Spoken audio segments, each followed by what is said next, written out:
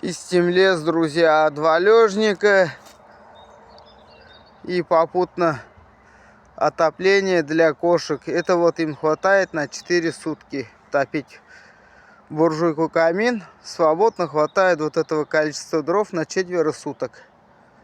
Вот так вот. Тут валежника полно, друзья. Туда дальше в лес зайдешь, там вообще тьма. С этого краю тоже. Там вообще заваленный вон.